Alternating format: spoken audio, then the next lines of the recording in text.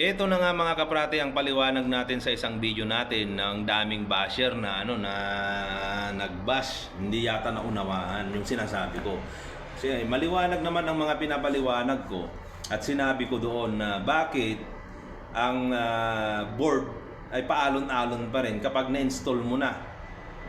Ngayon, nakahulog naman, naka-level, talagang diretso naman yung mga faring mo o yung stud mo o metal truck mo. Ito yung sinasabi ko mga kaprate. So ano ang dahilan kung bakit ganun pa rin? May paalon-alon pa rin. Mga kaprate, minsan na kahit naka-level yan, nakadiretso yan, may diferensya pa rin. Lalo na kapag hindi maayos ang paglalapat mo sa gypsum board. Alam nyo ba mga kaprati, ang gypsum board hindi naman spreadable yan eh. Hindi naman siya, kumbaga parang goma na pag binuhat mo, nilapat mo, kahit na ilutin mo lang na ganun, okay na. Yan po mga kaprati, kunting ano lang din yan, is babalot-tot yan. Hindi mo lang napapansin ang gypsum board. Hindi mo napapansin yan, kasi nga, chok yan eh. Chok yan, ang alam mo, diretso lang siya.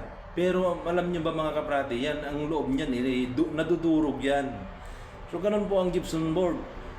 Ewan ko lang sa inyo kung ano yung experience ninyo. Kasi sa akin, experienceado ko na yan.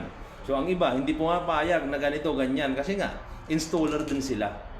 Pero sa akin, ako yung nag-check eh. Ako yung nakakapan ng mga trabaho. Ako yung nakakaalam sa trabaho. Yun po yung trabaho ko, ang check ko yung quality. So bakit pa ako magpapaliwanag kung hindi ko naman alam ang aking pinapaliwanag? Iyon nga yung isang tinitingnan namin eh. Kasi natingnan na namin yan, nakita na namin kompleto ng stud, andyan na lahat. I-install mo na nga lang eh, install mo na lang siya, bakit ganun pa rin? 'Di ba? O kahit man na walling o ceiling, ganun pa rin. Kahit tagtarin mo pa yan ng brace, tagtagin mo ng rod, kahit na lalagyan mo lahat, ang usapan dito, naka-level na lahat, okay na. Kumbaga approval by consultant na, approve na lahat yan, level na. Natansihan na, andyan na lahat. Ngunit, ano pa rin, pag nung in-install mo ang gypsum board, paalon-alon pa rin. So ganun yan mga kaprati. Hindi siya naging maayos. So ang pinapaliwanag ko dito, dapat maayos yung pag-install.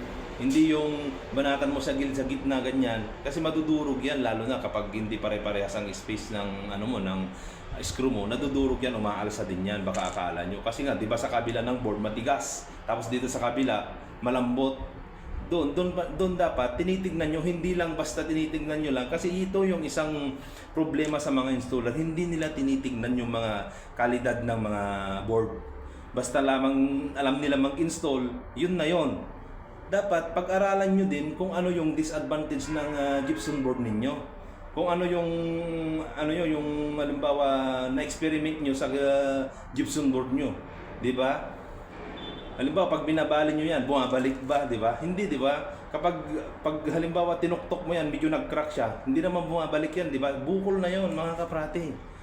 Ayun nyo, kahit subukan nyo, i-install nyo yan ilapat nyo. Barahin nyo, aalon yan. Bakit? Kasi nga may technique dyan. Yung sinasabi kong banatan nyo sa gitna, ngayon, alahan nyo lang lumaylay sa taas, tapos pataasin nyo ng ganon, tapos parang ihilo nyo. Kung meron mang bumukol yan, pag binara nyo, plywood lang yamang yun, tutuktukin nyo lang ng plywood para pumantay siya. Ganoon lamang po, kasi chok yan mga kaprati, chok yan. Hindi yan tulad ng marine, hindi yan tulad ng mga hardiplex. Yan po i-choke sa gitna.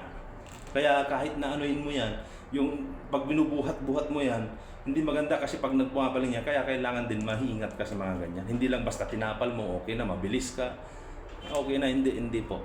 So, kailangan po talaga pag-aralan din lahat ng anggulo ng trabaho. Hindi lang po nakapokus ka, magaling ka, inskwalado na lahat ng mga gawa mo, nakatansi, okay na, hindi yon. Kasi dito sa amin, pag may consultant at mga may quality control, tinicheck namin yan, hindi po obra yon. Hindi po obra kahit nasabihin mong magaling ka. Kapag tumili, reject ka.